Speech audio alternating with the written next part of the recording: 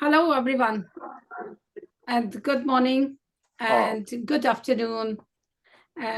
It's great to see you all here, and thanks for joining us for today's book talk at the Consortium of Indo-Pacific Researchers. I'm Indu Saxena, and we are delighted to have Lieutenant General Professor Muhammad Aminul Karim to talk about his newly published book, The Bay of Bengal, Geopolitics and the Quad. It's an insightful and timely read book. The title of the book delves into power dynamics and competition in the Indo-Pacific region, highlighting the significance of the Bay of Bengal from both a geopolitical and geo-economics perspective. To discuss this fascinating and scholarly work, we also welcome Dr. Mohammad Jahidul Islam Khan, who is in the discussion role with me. And with this, let me take the honor to briefly introduce our guest. Lieutenant General Dr. Aminul Karim is a professor at American International University, Bangladesh. He also served as a faculty at University of Malaya, Kuala Lumpur, and China Foreign Affairs University, Beijing. He was a visiting research scholar, Ohio State University. He was also chief of both National Defense College and Defense Services Command and Staff College, Bangladesh. He has published several articles, book chapters, and books in reputed publishing house. Welcome, Dr. Karim. Dr. Jahidul Khan. Dr. Jahid is a chairman. thank you. Dr. Khan is a chairman scholar and a retired Bangladesh Air Force group captain, served for 3 decades in Bangladesh Air Force. He is also a distinguished academician. He earned his PhD in international relations and politics from the University of Reading, UK, and holds 4 master's degree from the University of Dhaka, National University, Bangladesh, Air University, Maxwell Air Force Base, Alabama, and the University of Bradford, UK. Currently, he is an academic visitor to the University of Reading and a registrar with an academic portfolio at American International University, Bangladesh. We are happy to announce on behalf of the Nova Science publishers that the participant of this event will get the 30% discount. We will provide the leaflet of that 30% discounts. For the audience, we look forward to your questions in chat section. Now, I would like to invite Dr. Karim for his initial remarks on his book.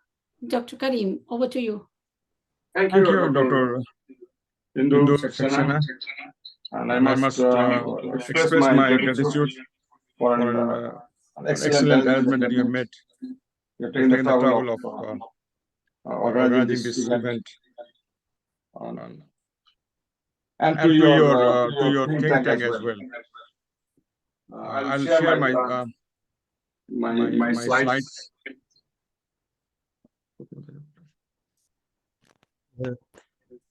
So this is probably there is an echo in your sound. Yeah, there's echo. Yeah. Stop editing. Okay.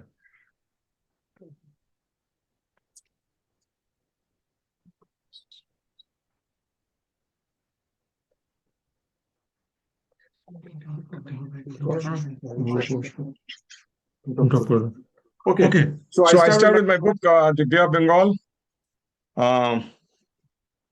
Geopolitics and the Quad. I welcome all of you, very distinguished participants. I can see Professor Harun, my good old friend, Dr. Jahid, and Indu is always there.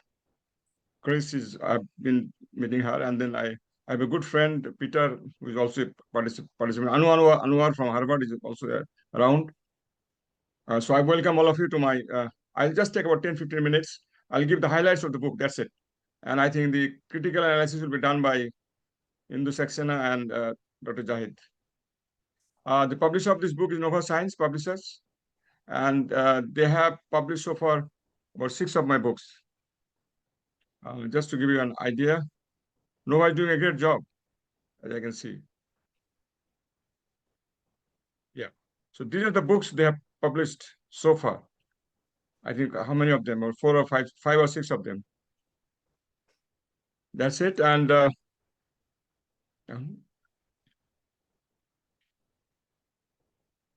okay, so I go to the introduction part of the book. My formulation of this book is, if I read it, I'll read it for your convenience. The Bay of Bengal is quickly turning into a zone of competition and confrontation between the between the major powers, with high stakes in the SLOCs, sea lines of communication, or sea lanes of communication that run from the Persian Gulf to the South China Sea. So my area of interest is from Persian Gulf to the South China Sea. I have raised few questions, but I'll only read 2 or 3 of them. Is the Bay of Bengal in the throes of geopolitics and geoeconomics of the major powers, especially China, India, Japan, and the United States, who are operating in the region for their vital national interest? Next one, I'll read. Is the Bay of Bengal community capable of integrating the two subsystems of Asia, that is the Southeast Asia and South Asia, that existed during the colonial period before the British, when the Britishers were here? The third one that I'll read are the extra-regional powers such as China, Japan, the United States, and Australia. Australia is also coming up in the Andaman Nicobar area, jostling for influence in the Bay of Bengal community. And this community is Bangladesh, Sri Lanka, Myanmar, India, Malaya, and to some extent Indonesia. So I'll be keeping my scope, within this area. Is the bay turning into a space to store plastic waste and pollutants? This is a threat to the Bay of Bengal, and this might damage this bay, kill this bay someday, because there's dead zone already seen in this bay, thus facilitating the creation of a dead zone in the water expanse. I'm not reading all the. I've got about 7 or 8 questions. These are the important questions. Fine. I have theoretical formulations. I'll not go into that. I'll just mention that the balancing power, this is operating in this area. Offensive and defensive realism, deterrence is very much at work. Geopolitics and geo-economics, that is the genesis or the crux of my book.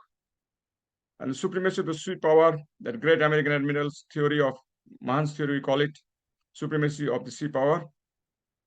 Our minor powers, smaller powers, are suffering from security dilemma in this part of the world. And a kind of hedging is also going on. Now, there are 3 realms in this. I'll only deal with 3 maritime realms in this area. One is definitely Indo-Pacific, which is predominant these days, and we are all talking about Indo-Pacific. If you look at this map, the red portion is Indian Ocean region, blue is your Pacific Ocean, and green is your ASEAN area.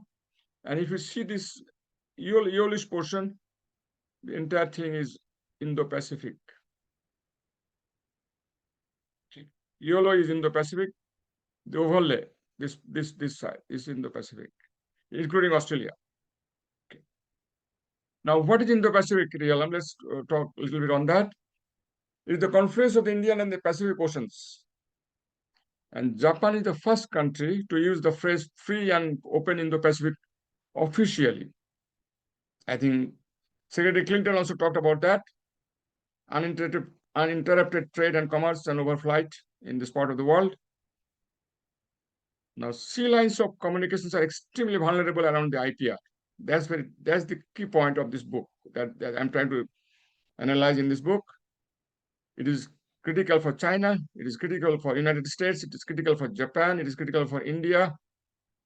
It is even critical for Sri Lanka.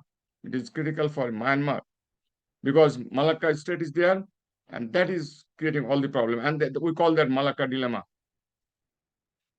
Now, IPR in the Pacific region binds together the subsystems such as the Bay of Bengal, the Indian Ocean region, the Malacca complex, the South and East China Sea, Japan-China-Taiwan complex, Horn of Africa, the Arabian and Persian Sea complex, Pakistan-China-India complex. So these are some of the complexes which are operating one against the other, and that is giving rise to geopolitics.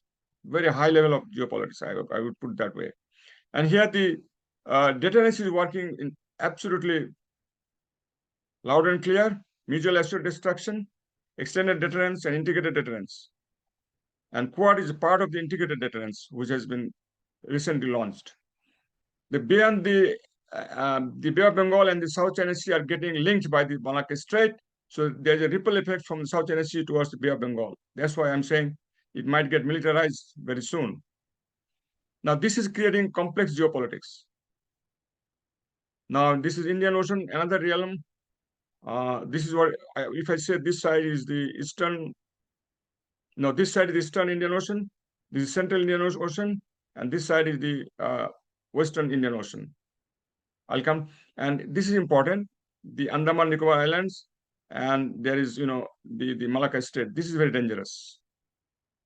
Okay, Indian Ocean is the third largest ocean, covering 1/5 of the world's ocean area. There are 7 choke or entry points around this Indian Ocean. I'll just name them. Later on, I'll discuss that.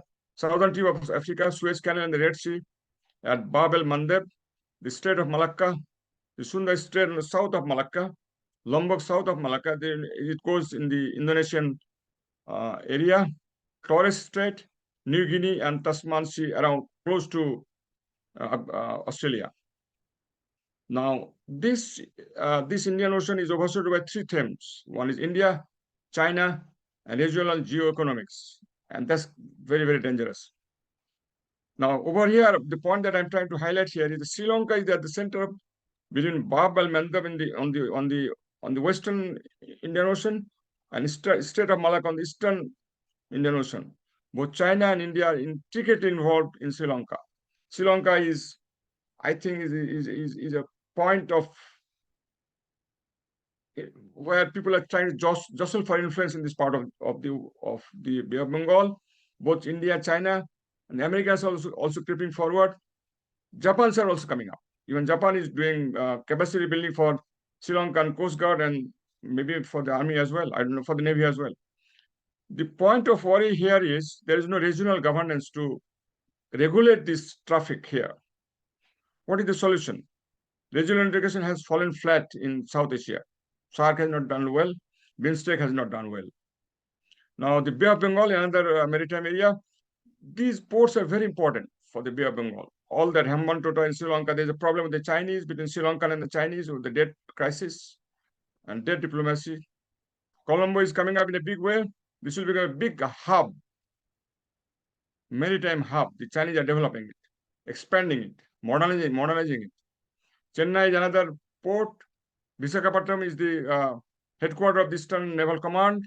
And you see, earlier this command was on the other side, but they have now directed to the eastern side to take control of the Bay of Bengal, the Malacca Strait, and the Indian Ocean, all the slots. And so they have a good number of villages around the Visakhapatnam. Then Kolkata is another port. Paira is a newly built port in Bangladesh. Chittagong is a very vital port, very important port for Bangladesh. And Matarbari port, deep sea port, Japan has got the clearance to build a deep sea port from Bangladesh. There was a little problem between China, America, UAE, and Japan. It was earlier decided that they'll get the Chinese might get it, but Japan has made it. So Japan is going to build a deep sea port in Bangladesh, in Matarbari. And this is in next one is in Myanmar, Kaikpaku. There is a deep sea port here. The Chinese have built it. And this is another important port. Dawei is also another important port, and Penang in Malaysia. So these are some of the important ports that are influencing the geopolitics or geoeconomics of this region. Now I go to the Bay of Bengal itself proper. In the Indo-Pacific, there are 5 maritime basins: the Japan Sea, the South China Sea, the East China Sea, and the Yellow Seas together, the Arabian Sea, and the Bay of Bengal. Total population of the bay is around 2 billion. Total coastline population, that's very important because the livelihood is dependent on the seas, on the blue oceans, on the blue economy. 200 million, and combined coastline is 14,000 kilometers. There's something called swatch of no ground. I'll not go into that. It's a very highly scientific, technical subject. If you ask me a question, I'll try to. But this is something which is a little mysterious. Where are the sediments going that are coming from the Himalaya, coming from the delta regions of the region? Where are they going? So there is something mysterious about it. Are they going to Java area or going to the Sri Lankan area? So the scientists are divided on this, how it is going to shape up. Now, Bay of Bengal has a lot of natural disasters. Between 1980 and 2008, it experienced 290 natural, and these are big disasters, cyclones and tidal bores and so on and so forth. Okay. Now, 50% of the world's total fish catch is done in the Bay of Bengal, one of the largest fishing grounds of the world, and petroleum gas discoveries in the Godavari in India and Manandi deltas. These are already discovered, and possibility of oil is there. Myanmar has already got it. India has got it. Bangladesh has not tried it. Bangladesh is trying now. Hopefully, we'll get the oil, because without the blue economy, Bangladesh cannot sustain. I'll come to that later on. Okay. Now, let me come to the Malacca Strait, which is very critical, very, very important, and the Andaman and Nicobar Islands, ANI, and India is massively developing it. The Japanese are helping it. Americans are helping it. I think Australians are also coming forward. Now, look at this ANI. See, if this is the center point, you see Bangkok, Thailand, Yangon, Calcutta, Chennai, Sri Lanka, you come to Malaysia, Phuket in Thailand, all are within 1,000 kilometers. So if you put the missiles here, it can be nuclear or non-nuclear. You can take on targets just like that. So India has this is called metal chain defense for India. India can utilize this. Militarily, this is a very important point. It is, you see, within a circle of 1,000 kilometers, you can cover the 4-5 countries together with the missiles. Okay. Now, the ANI and the Malacca Strait is a major amphibious hub, a major integrated land, air, sea capability. It has capabilities. 80% of China's imports pass through the Malacca Strait, and that is critical. China is very worried about that. So it is looking for alternatives. One alternative it is already having through Pakistan, CPSC. It is having it through Myanmar, already there. And it is trying to have a Kra canal. And it was trying to get a deep sea port in Bangladesh. Over there, China failed. Well, that's it. That's what it is. But Malacca Strait is very important. Whoever is the Lord of Malacca has his hands on the throat. You can control everything if you control the Malacca. A group of 572 islands in the bay and the Andamans that straddle some of the busiest slots of the world. These are definitely, because Japan is dependent on this, South Korea is dependent on this, China is dependent on this, America is dependent on this, India is dependent on this, Bangladesh is dependent on this. 244 islands in the India's ANI form the metal chain in its defense. A regional maritime hub that connects South and Southeast Asia. So the Malacca Strait is connecting both the subsystems, South Asia and Southeast Asia. The ANI could cover both the bay littorals and beyond with this nuclear and non-nuclear measures. I talked about that earlier. Now, they have a command in ANI, which is called Andaman and Nicobar Command by Indian military forces, which controls the vital global shipping lines. That's very important. Chinese are very worried about it. Critical shipping choke points, quad force multiplier. This can work as a multiplier for the quad forces if it is coming up someday. Protection of economic zones, defense of the ANI, etc. The idea of a regional maritime force may not be ruled out. And this regional force may consist of the Americans, not the Chinese, the Indians, the Australians, and those 4 powers, that, and Japan. And Indian and American nuclear weapons may be stored in this island. This is just an idea. I'm not trying to be too militaristic on this. It is an unsinkable, it is called an unsinkable carrier, aircraft carrier, but this, you cannot sink the islands. An assumption only. But well, there are ideas like that, floating with the academics in that way. Now, there's something called, this part of the eastern Bay of Bengal, 6 and 10-degree channels. If you see this is the 10-degree channel, and this 6-degree channel. These are very important. And these are very, the big ships can go around this, bypassing Strait of Malacca. I'll show that. Now, can you see the choke points? One is here. In Bab al-Mandeb is another choke point. Strait of Hormuz is another choke point. 6-degree channel is another choke point. And you can the Sunda Strait, Lombok Strait, and the Strait of Malacca. These are choke points. I talked about that earlier. Now, a deep and clear channel for navigation of big merchant ships, the 6-degree and the 10-degree channels. 3 major sea routes destined to the Cape of Good Hope. Sorry, I'm going a little faster because I have to cover the contents of the gist of the book. The Gulf of Aden and the Strait of Hormuz converge at the 6-degree channel. Any disruption at 6-degree and 10-degree channels have serious implications for the Malacca Strait. The 10-degree is relevant to the proposal of constructing the alternative Kra Canal through Thailand. Some say this is not confirmed, but my source, whatever little study that I have done it, Chinese have not given it up. They will today or tomorrow make this canal. This is how I look at it. No confirmed news of its construction. That said, it may not be ruled out because Chinese are still in communication with the Thai shipping lines or Thai authorities. India and Australia may go for more defensive employment in the Cocos. This is another island near Australia. This is Australian island, Killing Island of Australia, and the ANI. Sundarlombok, Mumbai, or Waiter channels are relevant here. Okay. Now, the Bay of Bengal, Bangladesh, and the Rohingya issue, we have a very, very vexed, festering issue. And 2 critical slots Bangladesh has to handle. One is going to the Southeast Asia, and the other is going to the Persian Gulf. India calls the Bay of the Indian Lakes. Again, China is creeping forward. Not a good omen for Bangladesh. Bangladesh is a critical space both for India and China in case there is a showdown over the Arunachal Pradesh, which is a possibility, as they fought a war in 1962 over this. Huge dislocations of people from Myanmar to Bangladesh and to Southeast Asia. Rohingya is festering, vexed issue, they said, with no insight diplomatically. Potential for intensified insurgency, conventional war may not be ruled out between Bangladesh and Myanmar. St. Martin's Island carries the potential of conflict between Bangladesh and Myanmar. The bay is afflicted by pollutants, as I talked about that already, and dead zone. Indian moves within western coastline. It has a western coastline of 1,400 miles and eastern coastline of 2,000 miles. India can control both the Arabian Sea and the Bay of Bengal. Indian Eastern Command is now upgraded and direction is changed in Visakhapatnam.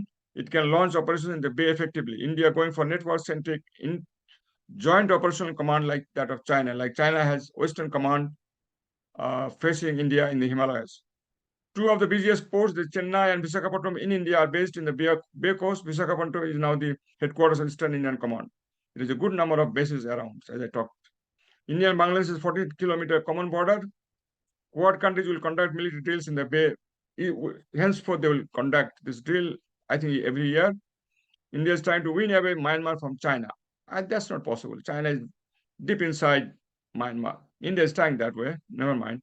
India actively promoting defense exports to Myanmar compared to China is nothing. It has already exported the submarines as well. India is going for strong for infrastructure development like India-Myanmar Thailand highway. That is fine. And Kaladhan multimodal transit transport project, which will connect Indian Northeast, those 7 sisters. The Chinese moves in the Bay. The BRI and the planned intrusion goes hand in hand. This following the Mahan's theory. One complementing the other. Mahan theory is relevant here. The planned activity, the Chinese Navy activities are visible near the ANI. The slots in the Indian Ocean are extremely critical for China. Chinese gas and pipelines are through Myanmar and its deep sea port are connecting China mainland as an alternative to Malacca Strait. Myanmar has leased Coco Island to China, not confirmed. It is reported from Indian source. But I don't have confirmed news on that, but well, I got it from some Indian source. China has built runways, airstrips, signal intelligence, and naval piers in this port. BCMA project under limbo as India opposes the BRI. This should have connected Bangladesh, China, India, and Myanmar. It's not going forward. It is a dead issue. Both India and China are facing challenges in the Sri Lanka. Difficult geopolitics here. It's like a musical chair. They are trying to control the government. China building a shipping hub in the Colombo port. The Hambantota port has become a naval base close to India. Can become someday. Sri Lanka got stuck with the debt trap. They talked about that. Geography in Sri Lanka is relatively favorable to China. India and the ANI and Malacca. You can compare the Sri Lanka with the ANI in the Bay of Bengal and the Malacca. Now let's talk a little about Japan. Japan's security diamond concept crystallized into it ultimately became the Quad. And JICA is making huge investment in the Bay of Bengal. Japan is going for deep sea port in Bangladesh at Matarbari, as I said, and it is eyeing at the 7 provinces of India in the northeast. Surrounding the positioning of deep sea ports, there is intense geopolitics where Japan is a major stakeholder. Japan's positioning here makes geopolitics even more complicated. Japan is investing heavily in the infrastructure development of the ANI. I talked about that earlier. Now let's see the scenario development. This is the last chapter of my book, practically. The Bay could not develop as a unified community. Sorry for that, because of our internal bellicosities or problems. BIMSTEC could not take off as desired. SARC is almost a dead issue. So connectivity suffers badly despite huge investments made by China, Japan, and India in the region. I would say connectivity is suffering badly in this part of the world. It could be one directional, but it's not connecting the entire region. Sorry. The UN system, the China, India, Japan, or even the US are not doing enough to resolve the Rohingya crisis. This is now a big burden for Bangladesh. 3 of these powers are part of the Quad. China is gradually fanning out with the BRI. Japan is massively investing, but geopolitics and a kind of bellicosity are the stumbles. China-India Russian alignment is most unlikely, much less the alliance status. That is, some scholars talk about that. I don't at all buy that idea. It cannot happen like that. No way. Bangladesh may get trapped in case of a showdown between China, India, Japan, where the Quad may likely get involved. Bangladesh's equidistance or balancing policy may not work at the crunch time. Sri Lanka is already in problem. So we have to take lessons from Sri Lanka. India continues to fortify the ANI, 10 degrees, 6 degree channels, dominate the Bay of Bengal and Malacca Strait with the active support of the Quad members. It may then Bay of Bengal might get more militarized as it is also connected to the South China Sea through the Malacca Strait. Interregional connectivity, that is between South and Southeast Asia, is unlikely to make a desired progress because ASEAN is now coming up in a big way. They may would not like to be part of us, probably, and we are not really reaching them properly. The Quad may militarize the Bay in a more intensified way as China does so because of the criticality of the Malacca Strait. With that, I think I have overshot my time by a little bit. Thank you, Dr. Indo-Saxena, for your great offer to make this small presentation. Thank you, Saxena. Thank you. Thank you, Dr. Karim. You presented a very lucid illustration with maps, graphics, and data and statistics, and it's so interesting and fascinating that to like you presented in the slides of this, and you created a whole picture in our audience, of course, in my mind and our audience mind, and definitely we have more questions in our chat section very soon. And now I would like to invite Dr. Jahid Khan for his feedback, comments, observation, any reflection. Dr. Khan, over to you. Thank you very much. Can you hear me? Yes, sir. All right. Thanks, Dr. Indu, and it's always nice to be in the company of so many prominent scholars, researchers, and practitioners and academics. I'd also like to recognize some of the people that I can see in the group. Professor Adil Khan, I think he's joining from Australia. Anu is joining from Harvard. Air Vice Marshal Nazrul sir, my former Vice Chancellor when I was working in Aviation and Aerospace University as a Dean. And also Air Vice Marshal retired Saduddin Ahmed, who is the former Assistant Chief of Air Staff in Bangladesh Air Force.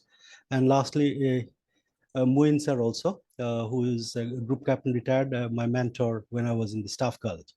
So before I go on making some comments, I must give a disclaimer. My comments here are on purely as an academic point of view and does not reflect the position of the institutions that I have served or serving currently.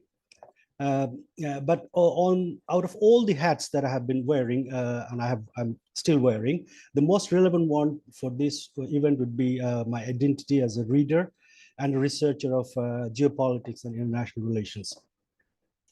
And the beginning of which can be traced back from my time in the Air Command Staff College in Maxwell, where I was taught with very learned teachers like Professor Louis Ware, Paul Rexton Khan. I'm still in touch with them.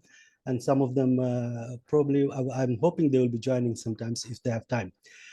But that said, my take on the book comes from two different angles. One is contextualizing the significance of such book. So Professor Karim's book comes at a time when geopolitics in general and the geopolitics of Bay of Bengal in the Indo-Pacific region in particular is back in the center stage of international relations, both amongst the scholars and also the practitioners. Now, we have sort of two different ways of thinking it, focusing on great power rivalry, trade and economics, demographic changes. Some has labeled the current change in the geopolitics as is reaching a global inflection point, borrowing a term from statistics where the concave of the curve either can go down or could climb up, meaning that we are heading towards a multipolar world where things can go down or up. And there are others who also sort of point out, taking a reference of Einstein's theory of relativity, that we are reaching a singular moment, sort of a post-black hole moment where nothing that we know now will be relevant in the world ahead. So that puts the scholars and the academicians into the spotlight, because they are now entrusted to sort of offer some insight into the likelihood of whether we are going to be a more peaceful invent a peaceful way of living or not. And the geopolitical scholars are struggling with that. And to that end, I think Professor Karim's book is a beautiful edition and a very richly rewarding edition, particularly his reflections and the scenario development chapter, which is chapter 11 that he talked towards the end. And I have a few questions on that as well, which I'll come to later on. So this one stands out as an excellent read for any inquisitive readers of geopolitics. So that so now that the context is set, let me just make three broad points about the book itself, because I find the book is very well structured and quite comprehensive in its coverage of areas that are either linked or can be potentially linked with the geopolitics of Bay of Bengal. So this is about, I mean, if you have a cursory look at the chapters, this will be very evident. Apart from the geopolitics and geo-economics between the powers, he also talks about the significance of Malacca Strait, geostrategic choke point, Andaman Nicobar Islands, Bay of Bengal initiative, BIMSTEC, Rohingya issue, and of course individual chapters on each of the Quad states like India, China, and Japan, and their moves in the Bay of Bengal. So whoever reads this one has a sort of a comprehensive coverage on the area. He also talks about SAARC, ASEAN, SCO, BCMI, BRICS, but not in a separate chapter, but it comes in repeatedly in different parts of the book relevant to the discussion. So that, I think, was a very crafty way of putting things. The other important area which he slightly touched is that he talks about this. The book covers the environmental and the climatic threats that are coming from flurry in the Bay of Bengal area, and in that he supplements his findings through data from geologists, American geologists, academics on physiography, hydrology, search of no ground that Sir was highlighting. So all in all, I think the book will be an interest of a wide range of readers, and also for the universities and the colleges where they study geopolitics of this region. So the second point that I want to make, and this is purely on the from an academic point of view, and I do have a difference of opinion here, which I'll come later. The book has a convincingly solid theoretical foundation.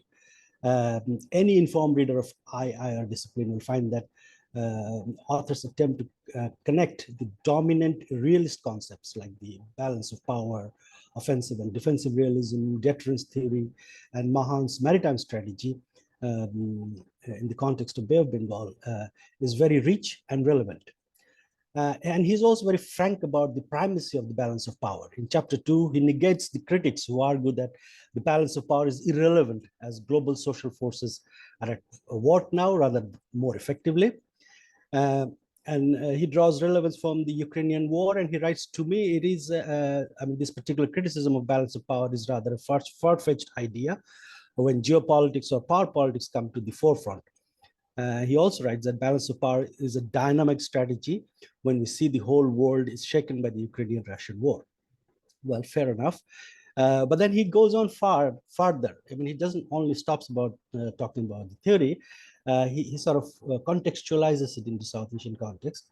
Should a rising power pursue a conscious, non-threatening strategy of rising, which is rather rare, and he tells and goes on telling, it may sometimes reach its goal without violence. But suppose it resorts to offensive military posture, it is likely to face a balancing coalition as it rise may have threatened the sovereign existence of the affected state. And particularly mentioning about India and China, which I think was a very bold way of expressing. Its neighboring countries and powerful Western states see China as offensive and threatening. The same is true for India, which is seen as a threatening by its smaller neighbors in South Asia. So he sort of makes that kind of conclusion in uncertain times. Now, as I said, although I'm a constructivist, so I'm an ardent follower of works of Alexander Wand, Martha Fenimore, and also Barry Buzan's work on regional security structure. And I hold a different sort of lens to see the world and geopolitics, not so much through the realist lens. So the question that can sort of arise from this particular different perspective and the conjunctures that has been arrived, that given the most Western power, including the United States, is increasingly pursuing a value and norm-based foreign policy, focusing on ideational factors, which lies in the root of constructivism, like the democracy and human rights, which better encapsulates the constructivism. What currency does the realist school of thought have in predicting the state behaviors in future? Because we have seen in the past, realism couldn't explain the fall of Soviet Union, for that matter. So that's one sort of thought, but let me just go to my final point, which I think is more interesting. I think chapter 11, which Professor Karim sir has correctly said, to me, it appears to be the most valuable chapter, as the most thought-provoking chapter in the book. He points out that the Bay of Bengal as a sub-region could not yet develop as a unified community, and he raises the most vexing question of all. Could the Bay of Bengal littorals form an interconnected community? I was hoping that there will be an answer on that, but we'll come to that later. But citing examples of EU and ASEAN sort of regional integration, he goes on describing how such an unified Asian community can benefit not just the littoral states, but also the landlocked countries like Bhutan, Nepal, and northeastern state of India. So, but then again, the author is blunt in labeling the idea of unified South Asian community as a big dream, if not utopian, which I think is more or less accurately predicting the present. And he points out the lack of trust between the proximate and the extra-regional powers, which is deeply rooted in historical legacies and the subsequent attendant animosities. And I think there was another sort of area where he sort of questions regarding the Rohingya issue, that are the Chinese serious about resolving the crisis? Even India falls under the same category. That's what he contends. As a result, the region continues to suffer, depriving its citizens of much more accelerated pace of development and prosperity. Now, these are all good and sort of telling the real thing that has happened, but it also raises a much more secondary or third level of questions that does this failure of the key regional actors like India and China to resolve regional issues like the Rohingya crisis, or being able to revitalize SARC, which you know is the South Asian Association for Regional Cooperation, does this kind of failure makes it inevitable for the involvement of the extra-regional powers in South Asia? We do see that the US Congress has explicitly passed the Burma Act, which explicitly mentions Bangladesh and Thailand as two of the countries where they would sort of expand their engagement to resolve a crisis which is actually essentially of Myanmar. And the second question that can also come from these sort of conclusions that Professor Karim has made is that how can the extra-regional, or more particularly Western powers, primarily focus to contain on China, engage in the region without pushing the smaller states like Bhutan, Bangladesh, Sri Lanka in the region to choose one side or the other, or the felt need of militarization? So these are sort of some of the questions that I will leave for pondering and maybe some bit of discussions later. With that, I would end and hand over to you, Dr. Indu. Once again, thank you very much for inviting me for this talk. And I really enjoy being here. And this is a very good book. I would recommend everyone to read this one and get benefited. Thank you. Thank you, Dr. Khan, for your nice explanation and your feedback, your comments. As a discussant and a reader of this book, I have 4 observations. First, candidly, I would like to say that the title of this book is so fascinating. And this book is with me since last 1 month. I have been reading it, like sometimes my daughter says, Mom, why are you not able to finish this book? It has been long. That why are you taking it so many days with you? So maybe that's the attraction of the Bay of Bengal, or maybe the work that in every chapter it's so condensed, it's so descriptive that we are just thinking that, oh, there are more to write here. There are more to write here. So my first point is the book is a concise and lucid illustration of the Bay of Bengal and the surrounding region. And it features the importance of littoral states and choke points in the emerging dynamics of Indo-Pacific. And I am quite agree with Dr. Khan's comment that he mentioned about the theoretical approaches.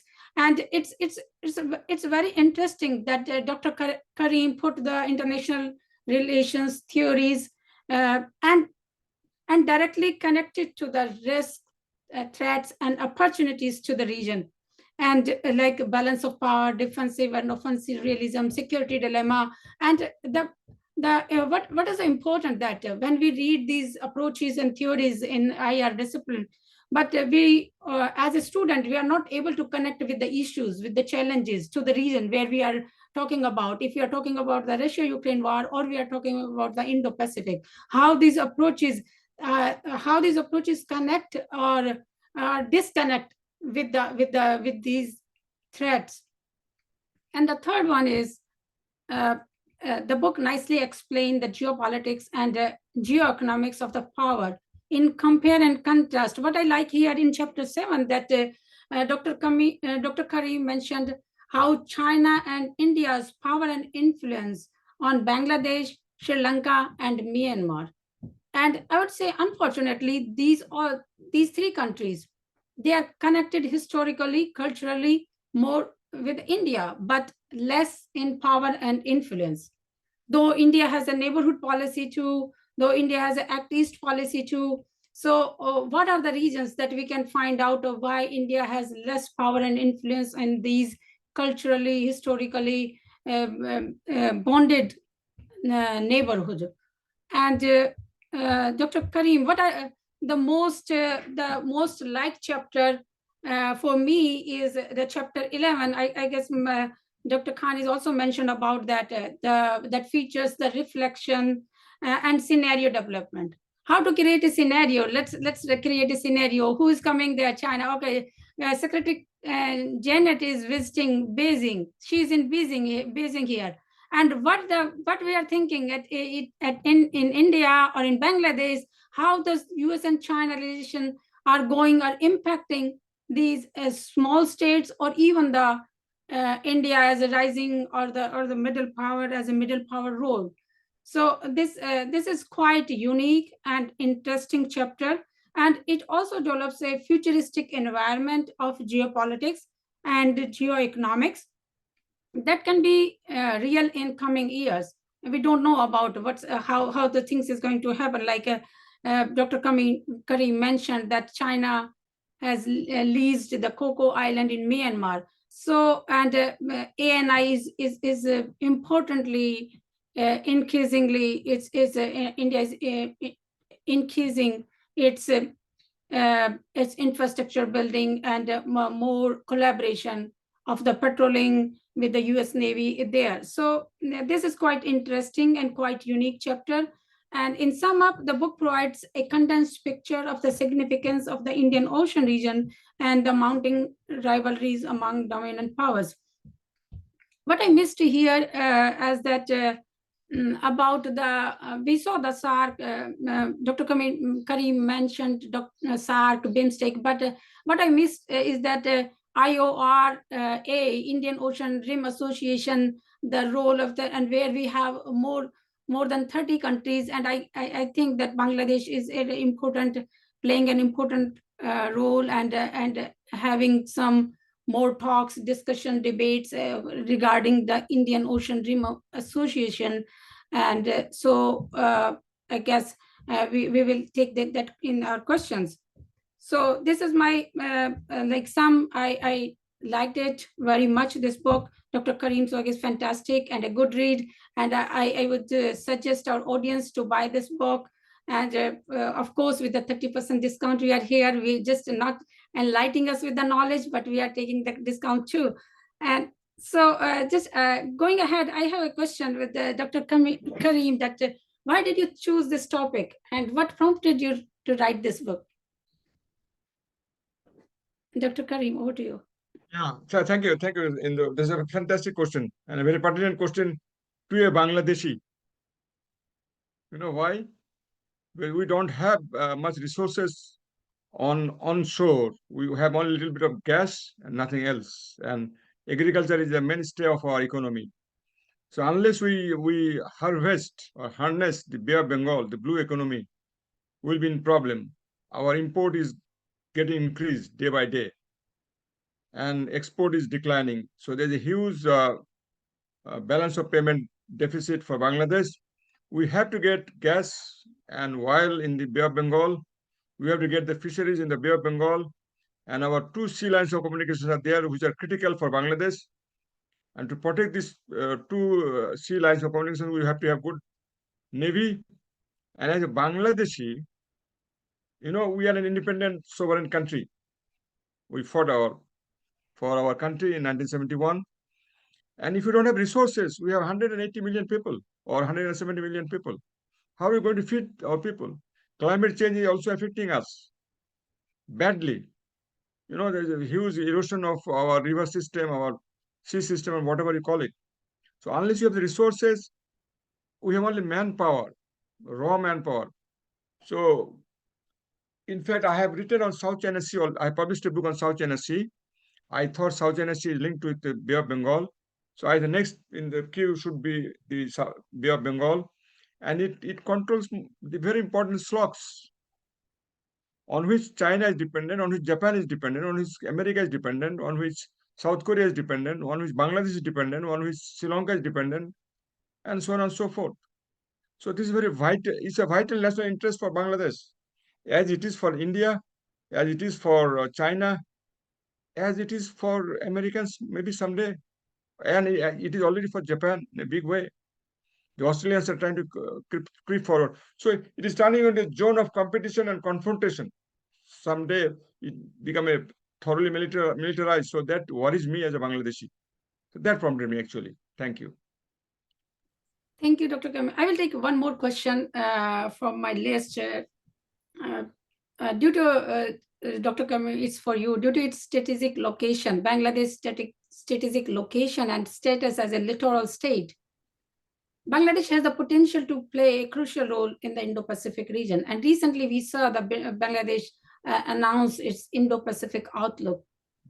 Unfortunately, the current policy of the United States towards Bangladesh doesn't reflect this significance. What's your say on it? Yeah. Yes, I have mentioned in my book that Bangladesh is following a policy of equidistance or balancing strategy. The too many powers are not trying to hobnob around Bangladesh, like the Chinese, like the Indians, like the Japanese, like the United States. And America is going massively for Indo-Pacific strategy, and but it has different components. It has a military component, it has economic component, and it has a political component, it has diplomatic component. Bangladesh outlook, whatever we have given, is basically political component part of it. We can at best go in the economic component part of it, but we cannot go militarily because China is there. China has already warned the Bangladeshi government that if you join the Quad, then you had it. We'll stop all your aids and assistance and whatever economic support that they give us. So, we have to play very smart in, but then our Indo-Pacific proposal is not very, I would not say it is not going deep inside the strategy that the Americans are harboring. We are trying to play safe as a small country. This has been just recently articulated by our government. I think we need to go deeper into it, discuss it in the parliament, discuss in our civil society, in the academics, and maybe further refine our outlook. But Bangladesh, I think in all probability, will not be part of the Quad. That's how I look at it. Thank you. I just have another question from your answer that you mentioned that Bangladesh wants to play safe. But do you think that in your one of your chapter you mentioned that export and import like from China to Bangladesh, the business and economics is much more than India. Somewhere, do you think that India and the United States should support more in the economic front? Should support more to Bangladesh in economic front? It should. The Americans should come forward to support us. Economy. We don't have dollars to support our economy. We can't really open our little, letters of credit, whatever you call it, for importing things. We have to. We are an import-oriented country, and China. We get the assistance from China in terms of economic relations is basically for project management or project development, like big projects. China gives the suppliers credit, and that's very high cost loan that we get. But we need more economic support at this point in time because we are running short of dollars for our import. If the Americans are coming forward with an easy loan, we'll welcome that. And for it is coming from anywhere. It may come from the Chinese are not going to give that. I'm sure about that. It may come from the Americans. It may come from the Japan. Japanese are good aid donors for Bangladesh. It may come from Saudi Arabia. Why not? We are in a crisis. So we need that support from the Western sources. From EU, they can support us.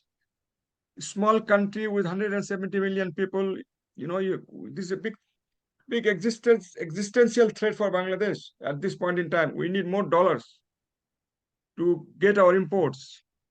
Our taka is getting depreciated and dollar is getting appreciated.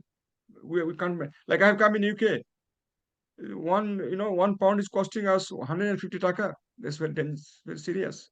Inflation is rising like anything. So these are the big challenges we have. Thank you. Thank you, Dr.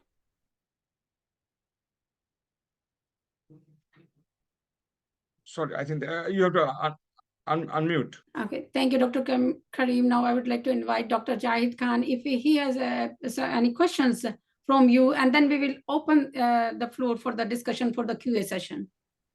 Dr. I Khan. think I just posed a few questions. So let's just go to the audience because I can see a number of them have already put some questions. So let's just get Chris, Okay. Saduddin Ahmed, and we have Nazrul. Also, I think Anu Anwar also wanted to pose a question.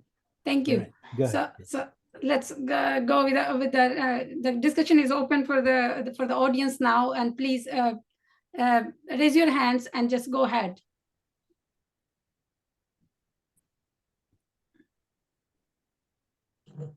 Anu, go ahead, please. Oh, okay. Good morning or good evening, everyone. Good to see you, General Karim. It has been a long time since we met in person, and everybody else there. It's very interesting talk. I enjoyed the talk. I have worked on Bay of Bengal for some times, so it's quite learning for me.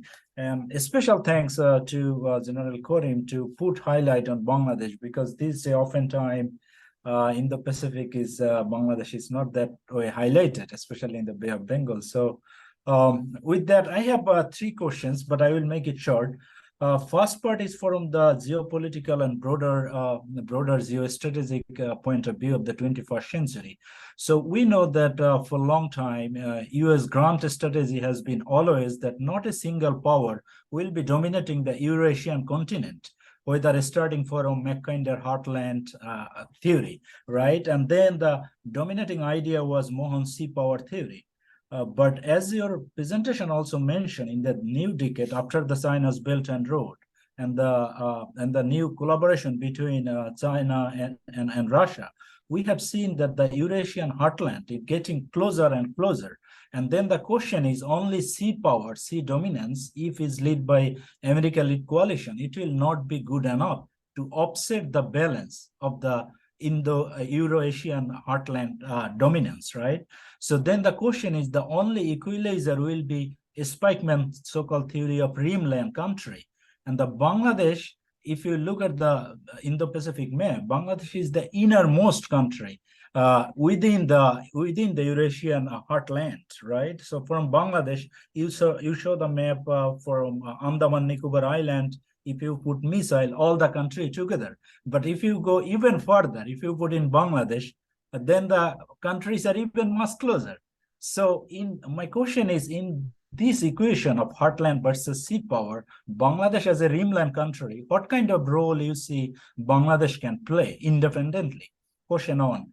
Question number 2 is about security dilemma.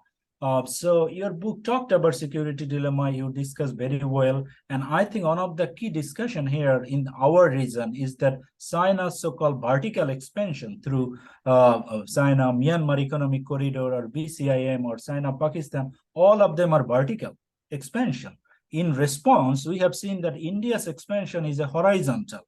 For example, India's look east, act east policy, but Bangladesh is kind of a crystallized in both dynamics, whether horizontal and vertical.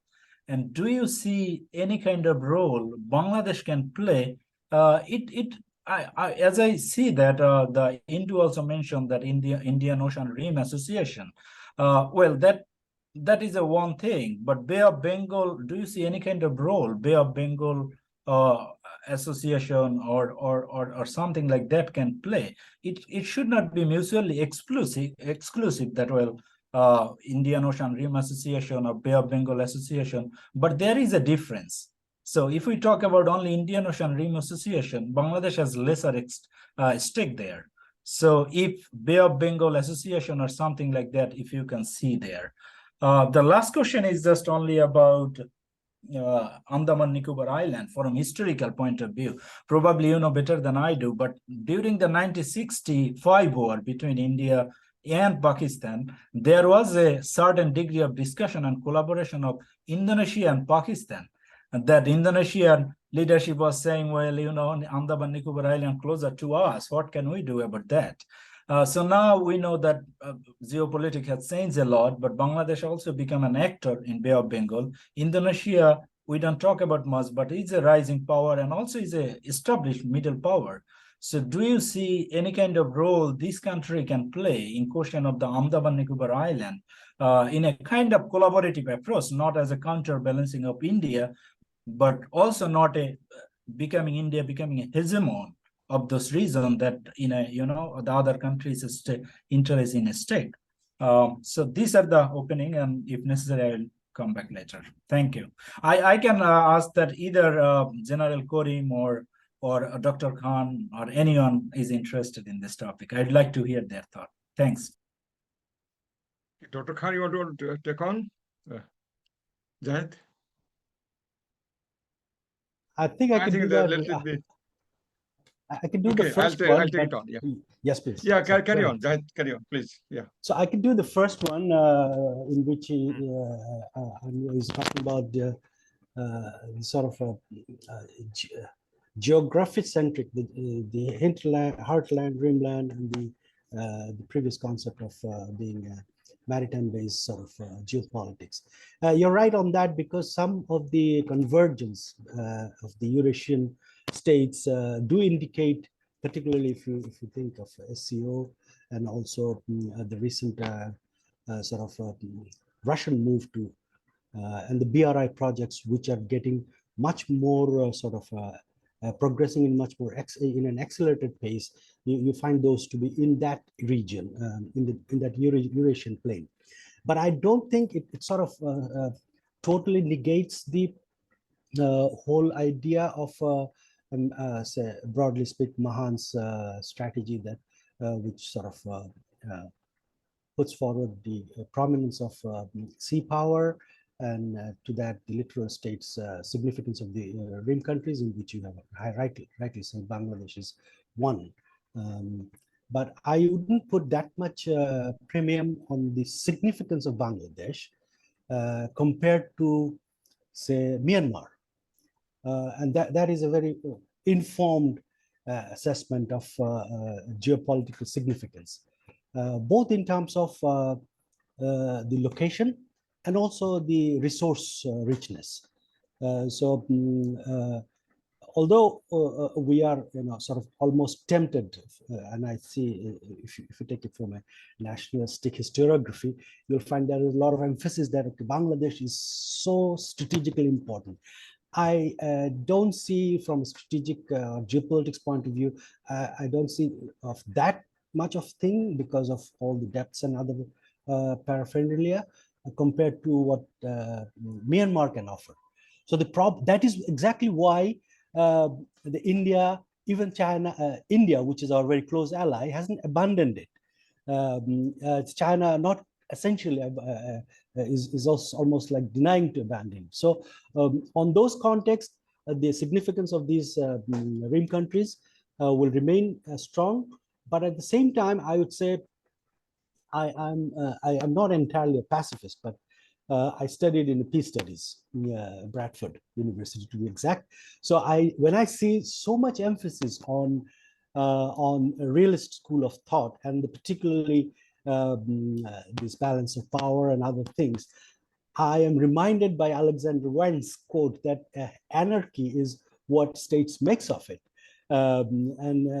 Oftentimes we do find that states do find a way out of coming out of anarchy and avoid war, unless, of course, it is sort of an existential threats.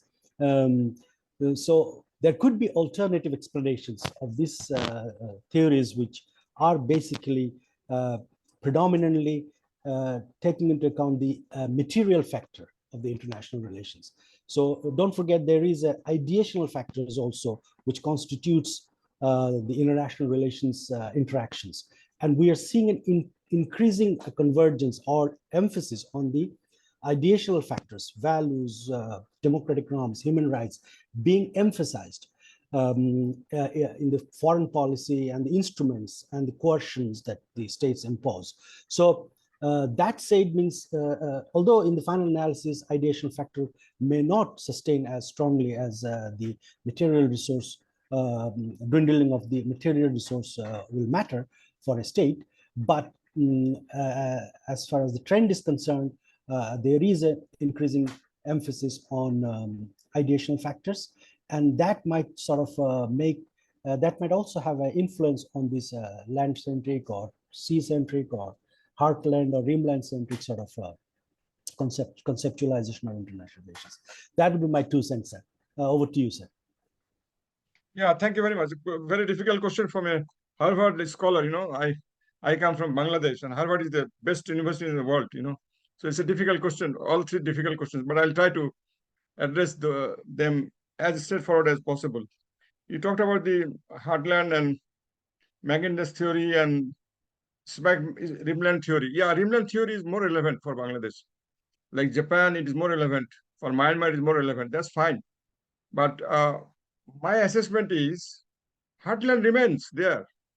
But now, you see, there was a time in the British time or before that, we used to get the enemies from the western side coming through the land from Afghanistan, the Khyber Pass in Pakistan. Now you find the enemies are coming from the way, from the east. I'm not calling anybody any enemy. The intruders are coming from the east, not from the west. Okay, so the Mahan is becoming more relevant here. Indo-Pacific is a geopolitical construct which has relevance to Mahan's theory, and that is what is playing now. It is trade and commerce. It is the confluence of two oceans, two seas, sea lines of communication. 80% of the Chinese, there is saying, if there is disruption of energy in China for one day, there will be political unrest in China. The Chinese people will come on the street. It is so critical. It is critical for Japan. It is critical for South Korea. Because energy and development, they go hand in hand. This is directly proportional. So and this is giving rise to militarization and geopolitics, high politics, power politics, military politics, you call it anything. I fully agree with these values, with this ideational concept, with the dogmas, whatever you call it. But then at the end of the day, you have to remain prepared for the worst scenario. It happens once a while. India-China fought a war in 1962, but that is still disturbing them. China has one of the very strong, potent military command, the Western command, which is taking care of India. It's a network-centric command. It's a very high, very, very potent command. You talk about the security dilemma, I fully agree. Pakistan is suffering from security dilemma from India. Bangladesh is suffering from security dilemma from bigger countries. Myanmar is suffering from security dilemma. Even India is suffering from security dilemma. That's very normal. Japan is suffering from security dilemma from China. Japan is at the moment, employing the hedging strategy against in China, but they are slowly and gradually creeping into the Bay of Bengal, in the Indian Ocean, and going strong in the Quad. Japan is the forerunner in the Quad concept. India's Lucas policy, fine, but I have my doubts. India operating in the South China Sea, can India afford it? 40% of Indians live below the poverty line. Few hundred farmers of India, they commit suicide every day. 40% of Indians, they go for toilets early in the morning in the open sky. India is definitely a rising power. Is going to be one of the largest economies, third or fourth or fifth largest economy anytime soon, or by 2030. That's fine. But there are a lot of snags, a lot of, pullbacks. Technology-wise, they are doing good. Space-wise, they are doing, but unless the human resources are taken care of, it's a big challenge for India as well. Now, you said about the vertical expansion. Yes, Bangladesh is a kind of, what should I say, is a victim. You see, Chinese BCIM could not be materialized. Indian connectivity is going through Bangladesh, but we're not getting connected with Nepal and Bhutan. We don't get that clearance. Okay, we don't even we cannot connect the Southeast Asia because of the Rohingya problem, because of the Myanmar problem. I wish there was a road connecting Dhaka, Yangon, and Thailand up to Indonesia and then to Malaysia and whatever you call it. Would have been fantastic by road and rail. There is a proposal, Trans-Asian train railway connectivity, Trans-Asian road connectivity. These are all on papers. Asian Development Bank is working on that, but well, it could not be materialized. And to add fuel to fire, this Rohingya problem has come up. Then you talked about Indonesia. Yes, during 65 war, you have rightly said. I read that book in the Asghar Khan's book, the second round, 65 war. Asghar Khan himself, he was then the defense minister of Pakistan. He went to Indonesia. Suharto was then I think Suharto was the president, or Sukarno was the president. Yeah, Sukarno was the president. And Sukarno says, I am opening my armory for you. Take whatever you want to take and defend your country. Where Pakistan was running short of ammunition, logistics, and name anything. And Sukarno says, you take anything you want. Yes, that point is very vital. But Indonesia is a very potent and strong power coming up. I don't think Indonesia will be much interested in the Bay of Bengal or in the Indian Ocean, where Indonesia wants to become a predominant power in the ASEAN region. It is already a predominant power in the ASEAN region. Why should they leave that? It's a quiet area, it's a prosperous area, it is coming up well. And ASEAN is now called the center of gravity, even for the Quad.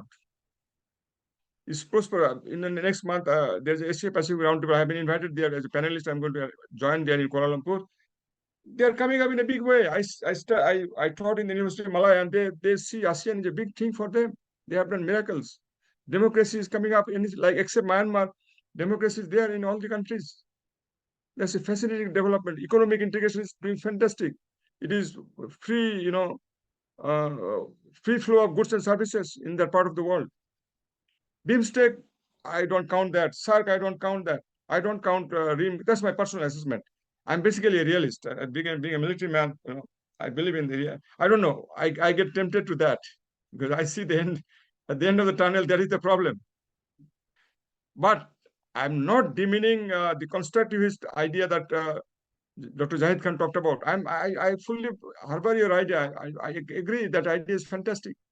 But regional integration in South Asia, we could not do much. We could not do much. SARC just nosedive. BIMSTEC could not take off as yet. Had there been no problem in the Rohingya problem or India trying to dominate the other smaller countries, that is a big problem. Nepal is now going towards China. It's already in the lap of China. Sri Lanka is already in the lap of China. Now, Bangladesh is in a sort of dilemma. So, and then collaborative approach, fine. There should be collaborative approach between South Asia and Southeast Asia. I would love to see that. But that's not happening so soon. And yeah, we have problem with export and import. I have talked about that. And sea power is now the predominant power. You can't help it. This is coming up loud and clear. Sea power is. Man's theory is coming more prominent these days. That's how I look at it. Thank you. Anu, very difficult questions, but we need hours for that to discuss. It's difficult to answer those in such short time. But thank you very much for a very penetrating question, actually. Thank you. Yeah, I think Professor Harun Khan raised his hand. Yeah, Professor Khan. Yes, please. General and Dr. Karim, thank you very much for inviting me, and Dr. Saxena also for inviting me. But Dr. Karim has covered a very interesting topic and is a very complex one to cover all these issues in one book.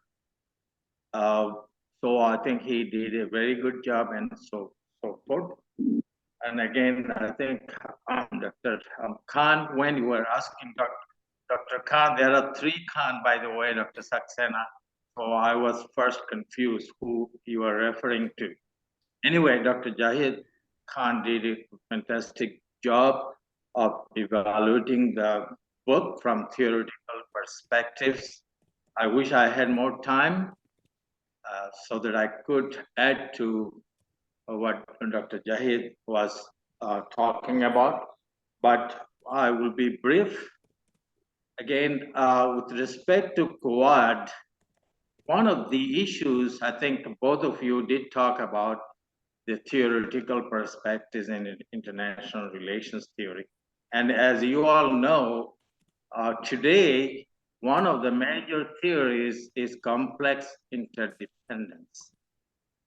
Even though India consider, I would say, China as the main rival, but China is the #1 trading partner of India. So in this global rivalry, how complex interdependence play a role, and do you think it is a challenge? How to reconcile global rivalry and at the same time, economic interdependence. I know it's a complex problem. I don't have any easy answer. I hope Dr. Karim or the panelists or others can respond to it. Thank you very much.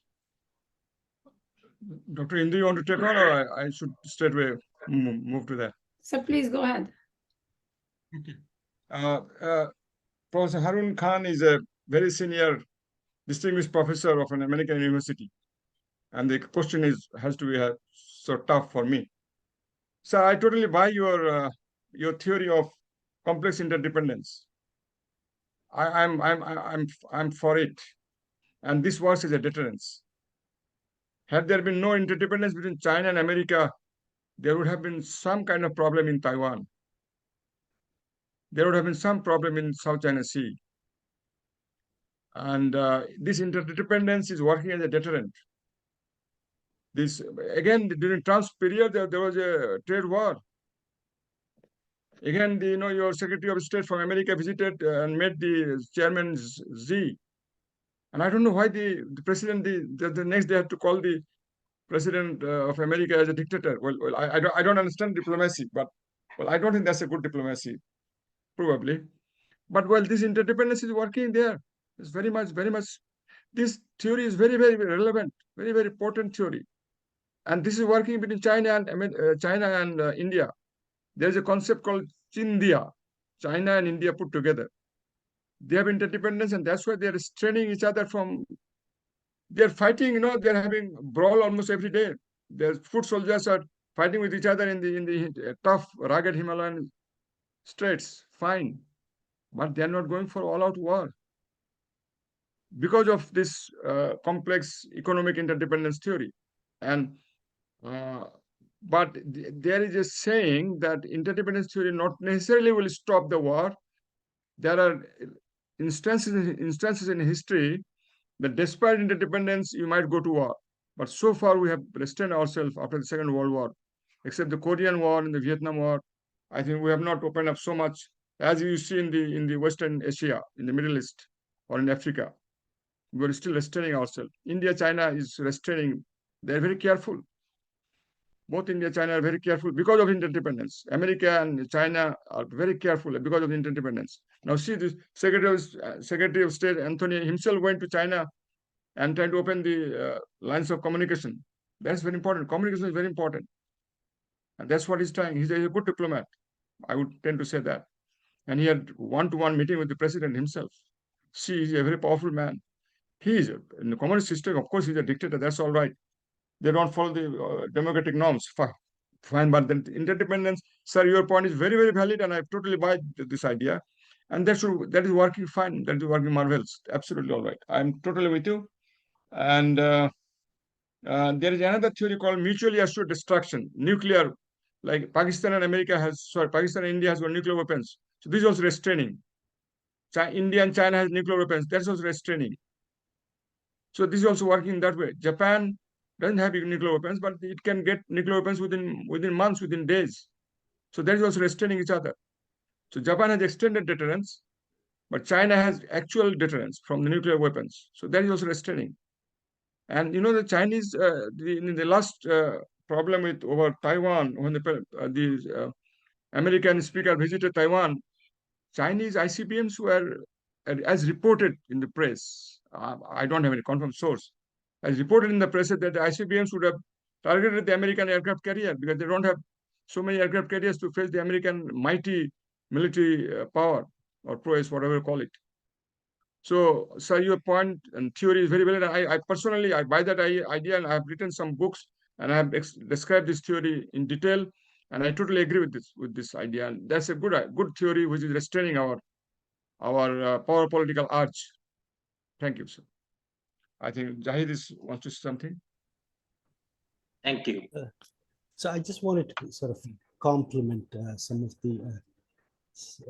a very important thing that Dr. Khan has brought. And actually, the idea of complex interdependence, its episteme can be traced as an opposing idea of what realists believe. The realists believe the world will be a polarized thing, and the states will work out from different poles, either it's bipolar, tripolar, multipolar, whatever. The opposite of polarity is complementarity. And that is from where this complex complementarity, complex interdependence sort of emerges. And also there are some other formulation of it. But the bigger question that probably Dr. Harun is asking, that can it work? And how can we make it work? I think in that area, I will just highlight one particular aspect. There are many ways to think and theorize about it, but one practical way of thinking how this complex interdependency can work is to look in an area which is different than geopolitics. We need to look into the information area, because actions by the states are often generated by the narratives that comes into play in the information domain. A particular example would be the balloon incident. It was such a tiny incident, and then when it got pressed, published everywhere, and then some reaction has to be done. So because we live in an information age, even when the state as a rational actor wants to recognize complex interdependence, it cannot act because of the public pressure, because of the information domain, information warfare that goes on, and it sort of creates a pressure on the administration, whoever is running. So that is where probably is more needs to be a focus, where one of the areas where through which we can probably get the complex interdependency work and rational decision making to prevail, which is otherwise existing. Both the liberalist theory, even to some extent, not so much the structuralist believe that one, but even the liberal theory also promotes the idea that there will be a complex interdependence, but we didn't find that working in the case of Ukraine, with so much of interdependence within the European things and civilizational growth, they have still went for a war. So I would say one particular area is to look into the information, and there are good works on it by Professor Paul Rogers, who sort of invented or sort of talks about the lead theory, keeping a lead on everything. That kind of architecture can work to make this complex interdependence actionable. Thank you. Thank you, Dr. I think Khan. Chris has some questions. Thank you, sir, Dr. please. Thank you, Dr. Harun, Professor Harun Khan. Thank you, Dr. Jahid. And now I will take the question from Chris. Chris, would you like to say your question because you are the head of our military history team. So go ahead, please. Thank you very much. And it's actually, we've mentioned history a few times, and that's what I want to ask about. It's kind of a two-part question about history. As we look at the geostrategy, the geopolitics, is there historical case studies that can inform and influence both our understanding of the situation, but also what might happen? And then the other side of that, or the second part of that question, is, does the history of the region and some of the memory of that history impact the ability of various countries to work together? And that's a question for any of the discussants to take. So, yes, sir, I think your point is very valid, sir, in the way that history is killing us in South Asia. The memory of partition of India in 1947 still holding good between India and Pakistan. This is not letting the SARC kick off or float or crystallize. History is again very alive between Bangladesh and India, partition of India. History is giving rise to ethnic problems. History is giving rise to religious problems. History is giving rise to migration. History, because of the history, the Arakanese Muslims have come into Bangladesh as Rohingya refugees. The historical problem, the Britishers left this problem for us to handle. History is reminiscent of the Kashmir problem, Ladakh problem, the Himalayan boundary problem, McMahon line. History is there. These are all the carryover, hangover of the history. So your point is very, very valid. And this is still there very much. History between China and Japan is very much relevant. The Japanese have, massacred the Chinese during their opium war, or after the British just weren't there during the opium war. The history is still galore. And this, from history, the xenophobic nationalism working both in China and Japan. This is working between India and Pakistan. This is also to extent working between India and Bangladesh. So the hangover of history is really impacting our policy, our geopolitics in an indirect way, but that is there always at the back of our mind. I can, as a Bangladeshi, as I was a soldier of Bangladesh military, well, that keeps on, haunting me. Why my country is devoid of resources? We don't have any natural resources whatsoever. And we have 180 million people. How am I going to feed them? We are supposed to get Assam as part of Bangladesh. This could not be done. The rationality was not maintained by the British as the colonial power. There was initial proposal that Assam, Nagaland, sorry, Bangladesh would make one state, but it could not be done. So we are deprived of resources, gas, oil, coal. We have some coal, but we cannot extract those. So history is very much alive, sir, in South Asia, in the Bay of Bengal community. Totally. And I fully agree. That's a very valid point. And it is giving rise to geopolitics. I totally agree, sir. Because geopolitics is at the heart of my book. So I'm trying to take everything to geopolitics. Probably I'm wrong. But well, that's how I go by. Thank you, sir. Professor Harun, I think you wanted to yeah, Jahid. Please, Dr. Jahid.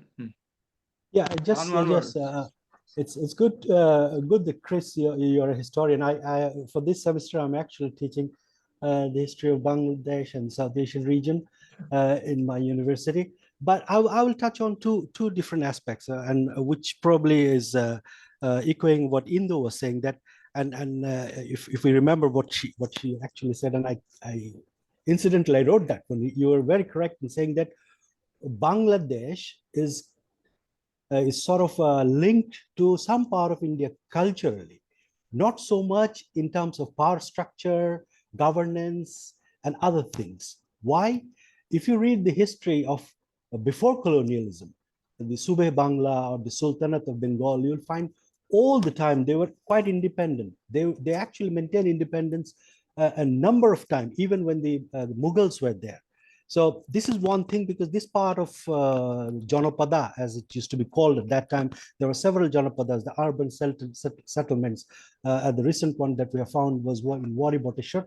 These were sort of independent entities. So the concept of state and the governance that used to come from Delhi or the Aryan or Dravidian dominated kingdoms was not so much, didn't have so much of inroads into the Bengal. So that is one particular thing, but that gradually got changed during the British colonial era, as the general was actually pointing out. And it's because the most recent history makes most vibrant echoing and sort of impact. So that's why we have this kind of historical anecdotes of the McMahon line and other things and separations that comes into play.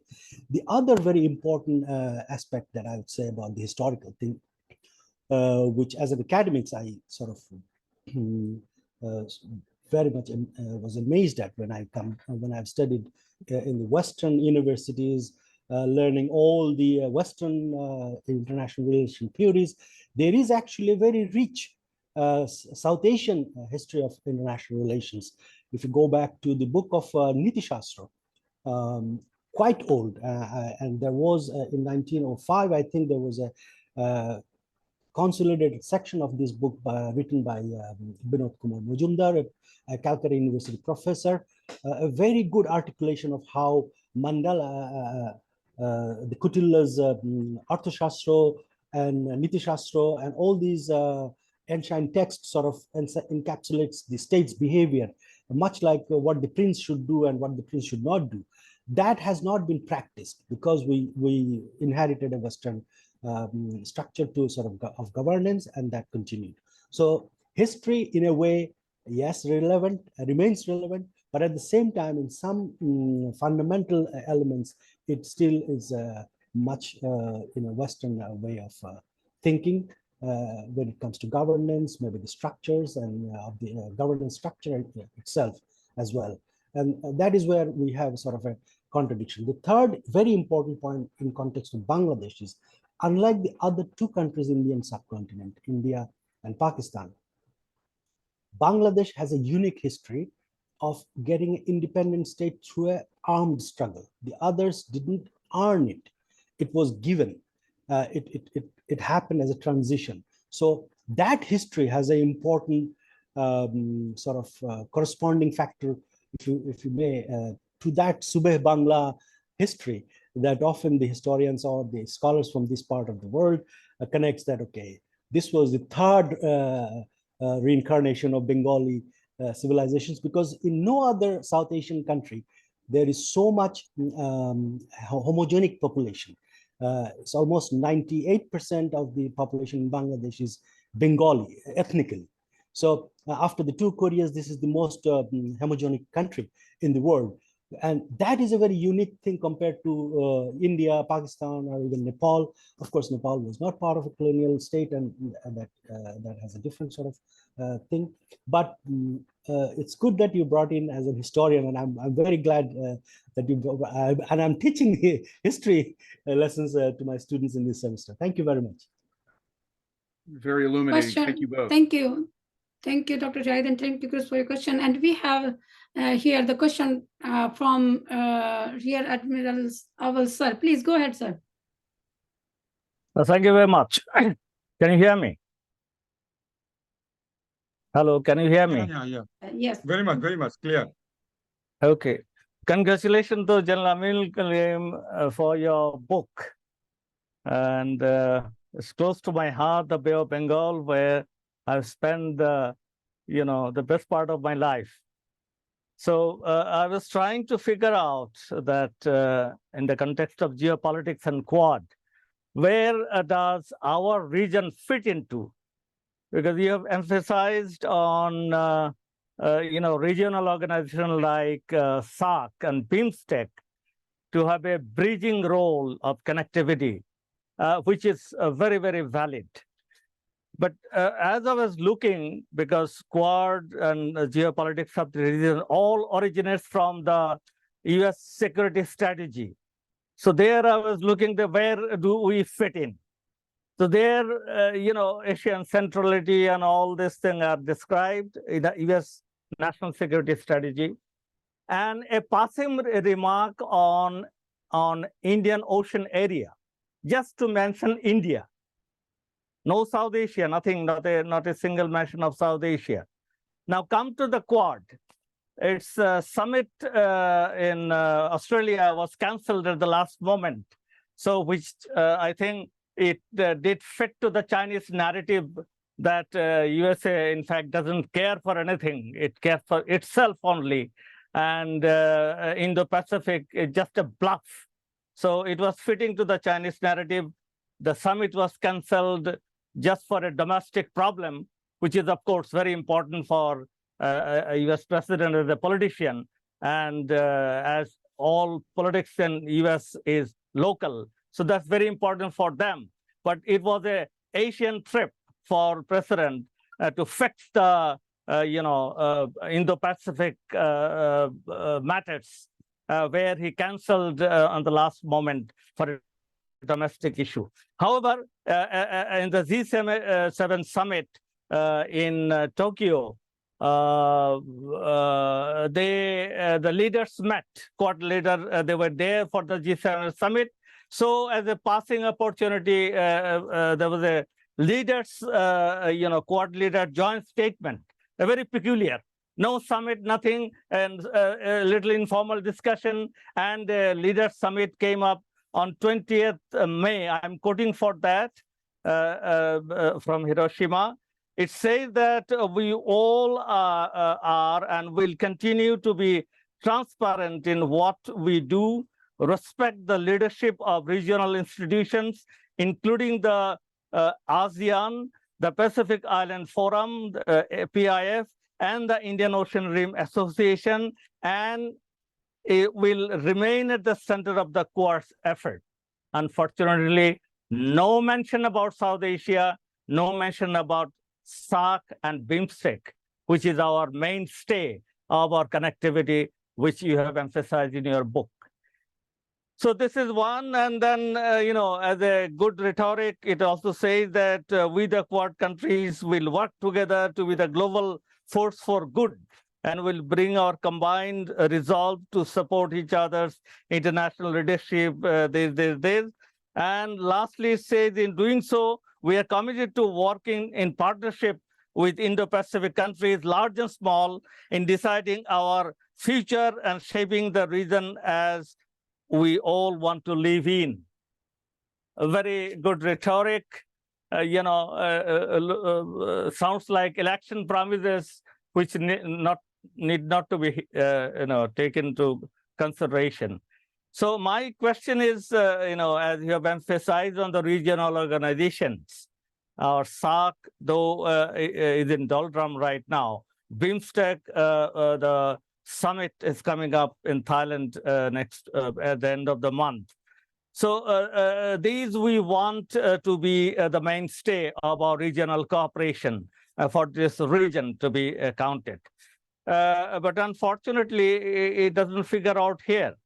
So does it, subscribe to the thing that for America, it's a Pacific-centric interest that USA has. Taiwan is a problem that South China Sea is a problem, and Indian Ocean as a middle bay has to be connected, because the oil comes through these, and the sea lines of communication is very important, is there. But actually, the USA doesn't have much commitment in the Indian Ocean, and no mention about South Asia. So where do you fit in?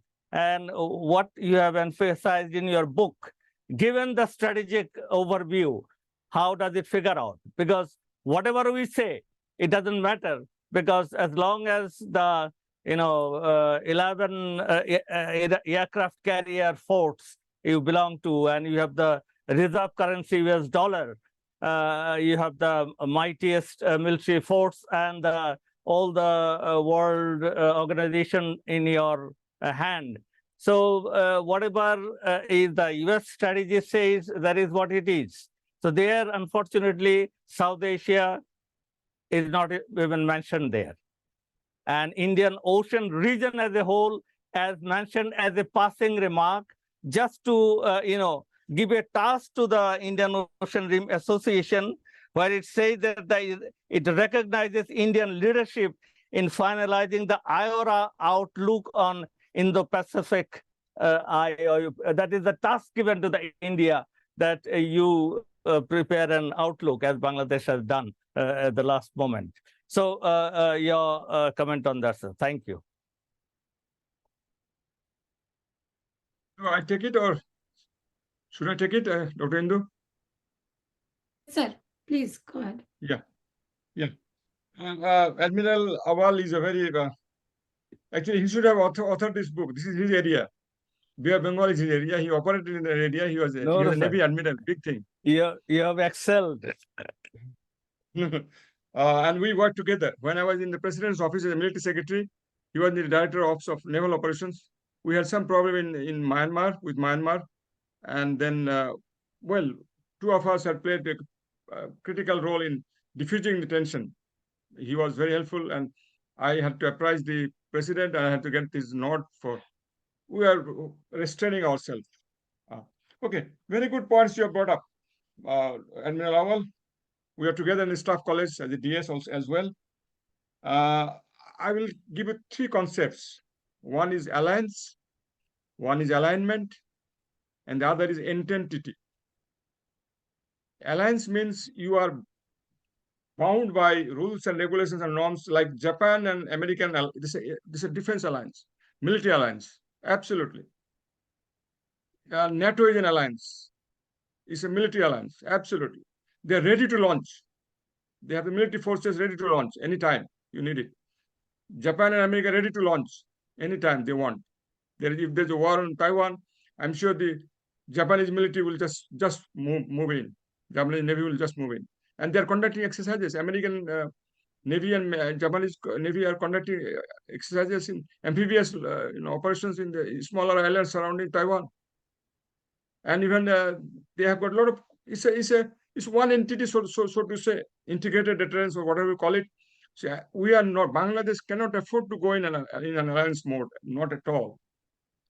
Bangladesh should not go in the alignment mode, not at all. We are too small a country. We have many problems. We can go for maximum entity relations like we have sort of now this ASEAN BIMSTEC or the SARC. These are coming from the theory of constructivism, as Dr. Jahid mentioned. These are for regional cooperation. These are for regional integration, people-to-people contact, economic cooperation, economic well-being, cultural integration. Now, ASEAN has three themes. One is political, cultural, and economic. They started with economic, now they have moved into political side, and now they are trying to harp on cultural side, and they are doing fantastic. Bangladesh should go for such moves like SARC. SARC could not take off because of bellicosity between India and Pakistan. Again, the hangover of his history. Now, sir, you talked about I think you are reading out from the launching statement of the Quad. If I remember the launching statement of the Quad. Yeah. No, it's not the launching. It's I not the launching. It's the last, the Quad leaders joint statement. Yeah, I got it. But it has Hiroshima. relevance to the launching statement. I remember the launching statement very clearly. Yeah. Quad in the long run will form into a defense alliance. That's what is my assessment. And AUKUS is going to join them. The nuclear powered submarines are already working. They are the UK and France, and they are going to. France had some problem, but UK submarines will be here in Australia. So that will take time. That will take time, all right. But the ultimate role is it will develop into a strong defense alliance. And these Quad members are going to have exercises like Malabar exercise in the Bay of Bengal. And from next year, this is already announced. I think they've already done it once. Probably. I think 3 of them have already done it once or twice. And Australia is going to join from next year, probably. That's what I remember. Now, it is already joined. Already joined, yeah. In the exercise, yeah. I read it sometime back. Yeah, that's fine. So let us differentiate between a regional integration effort, regional economic cooperation effort, like EU. EU was initially a coal and mine sort of structure. Now it is a political structure. It has done fantastic economically. The moment it was trying to reach to the political level, it crumbled. UK came out. I still remember an American professor was giving a lecture back in 2003. I was in South America. He said, EU can never become a political entity. The moment they try it, they will crumble. And they should not do that. It is fine as an economic entity, fine. It has through the stages come up to the economic entity, fine. But the moment it's trying to be a political entity, they will have problem. You cannot. The culture of France and Germany are different. They fought wars. For many British and Germans or the Russians and the Germans, they fought wars so many times. The Belgians and the Poland and the Germans, they fought. The Germany just occupied Poland just like that. They ran through the Poland. So that is something different. What I'm trying to say, Bangladesh should not think of alliance relations whatsoever. That's my personal opinion. I'm sure my government goes in the same line. Sir, we should not also go for. Excuse me, sir. My point by we, I have not meant Bangladesh. I'm not at all, interested about the Quad itself, what it's going to do. What I'm telling is the policy emphasis, the strategic emphasis on this. Where does the South Asia fit into it? Because ASEAN has a history. There's a long discussion. What about, say, the PIF, Pacific Island Forum? This has, if you go to the if you go to the statement, it outlines what is going to do it for ASEAN, what is going to do it for PIF in details. What are the things to be done? How it's going to relate in the U.S. National Security Strategy, UN US Defense Strategy, and also in the Quad statement. All are there. But what is happening about the Indian Ocean, a passing remark of 1 or 2 sentences about as a reason, India is highlighted, India has to be quoted for, countering China. In that context, as a whole, my point is Indian Ocean area as a whole in general, and South Asia in particular, is, it's a sidelined. It doesn't figure out to be a prominent stakeholder in the entire equation. That's why I'm pointing to that. Not India is Bangladesh the most joining the prominent Quad. stakeholder. India is the most prominent stakeholder for America. That's it. No other countries. And Bangladesh is coming into prominence nowadays. Even India understands that. That's why the India has become the weakest link in the Quad. In the name of strategic autonomy, it is becoming a rather problematic partner in the Quad itself, because India wants to keep its own options free from being a henchman for another superpower. It wants to maintain its strategic autonomy. So the Indians understand. So in the Indo-Pacific strategy, India tries to play on the Indo part, Indian Ocean part. And for a linking up, it says about the Pacific operation, but I don't think Indian Navy will stretch up to that level. And it can't do it also. It's not capable of doing it. So that's the point I'm trying to bring home. I think it is too premature now to discuss about the functionality of Quad. It's too premature. Let us wait for some more time. I'm not going into that, sir. I'm not going into that. I'm taking the point from your book about the South Asia, about the regional organization that you have mentioned, which are supposed to play a pivotal role in, bridging thing for the prosperity. And that is what is all about, whatever strategy you say in the Pacific strategy or the Quad, whatever the ending line is, prosperity, inclusiveness, and all this thing. So there, unfortunately, we are not figuring out prominently Indian Ocean region in general, Sir, and you have read gone through my book totally?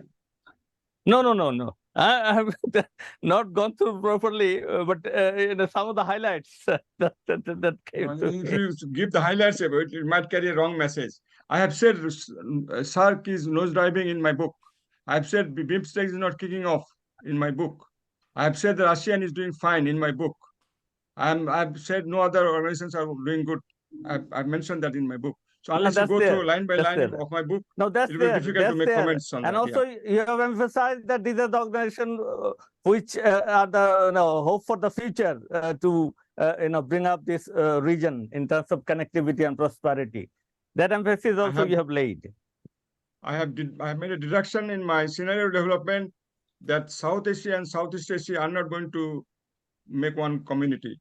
And Bay of Bengal is not a unified community. I have made a deduction in my book.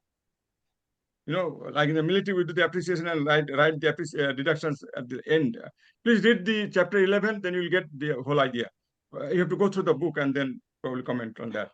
Any other one? Anwar, would you like to comment on this? Yeah, sir. I just have a quick observation about both. I think that both of you are absolutely right. The question he was asking, the Real Admiral, Mr. Rowell, is that in U.S. Indo-Pacific strategy, Quad, or whatever, U.S. conception of the Indo-Pacific, South Asia does not large loom. Is all concept is stuck only the so-called India as an offshore balancer of China. But beyond India, South Asia as a consists of 8 countries. Other country does not mention. So where we fit. But also, I think your response is correct that does not mean that we don't have any strategic value. US or even Quad or Western is not the only geopolitical actor. China lead other coalition is an actor too. So I think the General Korim was a main argument of his book is that Bay of Bengal, that region, is a geopolitically important region. So whether one side sees it fit in their strategic narrative or other side does not see it fits in their strategic narrative, that should not percolate our own standing. We, as a Bay of Bengal region, has importance. If US policy, I think Real Admiral conception is right, whether Indo-Pacific strategy, national security, it does not mention Bangladesh. Even it does so, it's mostly about low politics topics such as climate change and so on and so forth. But does it mean that Bangladesh, Myanmar, or Bay of Bengal region does not have any value? Obviously not, right? So US conception is just Pacific Ocean and India as the offshore balancer of China. That's it. But that does not mean that we don't have a value. China sees a very different way. And we are becoming prominent, and US policy will be changed down the road. So if US government and other actor does not put Bay of Bengal as a prominent actor, it does not mean that it does not have a value. It has its own value on its own right. It should not be limited to how other great powers see ourselves, rather than we should project ourselves. I think that is the point here. Thank you, Dr. Awal and Dr. Karim and Anu for your comments too. And I just want to make a quick observation here as Dr. Awal's question for the India and in the Indo-Pacific. First, like when we talk about South Asia, so Pakistan is already a US ally, we know that. And what is doing Pakistan on its front, that's the Pakistan's problem. But he is already more than India in the US alliance. And then second, India is like when it's constructed, when the command name is changed from the Pacific Command to the Indo-Pac home. So that is importantly, they are going the importance to India, and basically not for like just to the balancer, but just to counter the China. That's a fact. But what India thinks, like with the strategic autonomy, with the ambiguity, what India thinks in India's way, you might have heard this so many times, Mr. Jaishankar, the foreign ministers, that no, India can't take a war in this Himalayan region.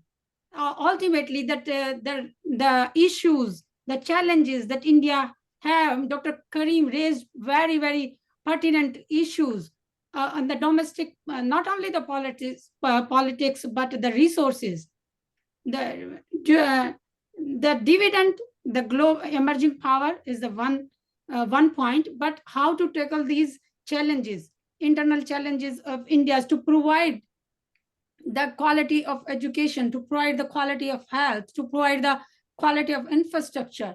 So these are all some everything that combined India. India is not going to take any war here to counter China or to counter.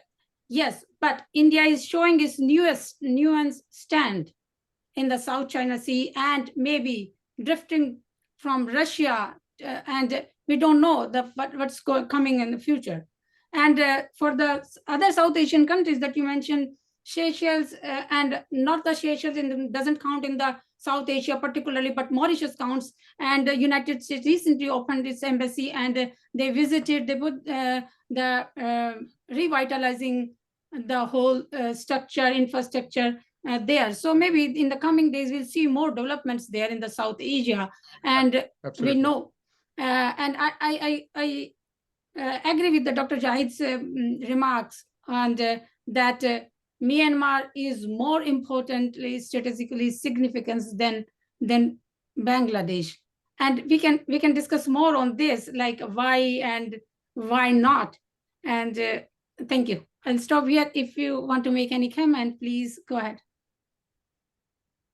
Yeah, I don't agree with that, but maybe we can have other discussion. I don't think Myanmar is kind of a fragmented state. It will be called up soon to the.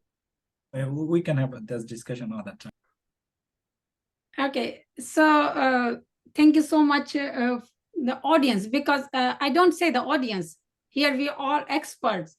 No one was not a student or researcher. So it's a kind of big roundtable discussion or a conference, if we say it like this. And we need more discussion. Like I have some more questions, more queries. I just want to give some more clues and points like the Anu is saying that he want to discuss more. So maybe Dr. Karim, we will invite another webinar conference soon on this heated topics. And thank you so much, everyone, for your participation. We will post this video and link at our website and the social media, and we'll share with you too. And look forward for many more collaborations with you all. Thank you. Thank you in this section Good to see for you. giving me the floor and this opportunity to present my book and very illuminating you. discussion on this. And I thank Professor Harun, Dr. Jahid, Admiral Awal, Anu Anwar, and all others, Chris and others. It was a wonderful discussion, and I have learned a lot from the discussion. I really learned a lot. I hope my book is not a garbage. Hopefully, it makes some impact on the decision makers. Sir, Thank you, Indo, once again.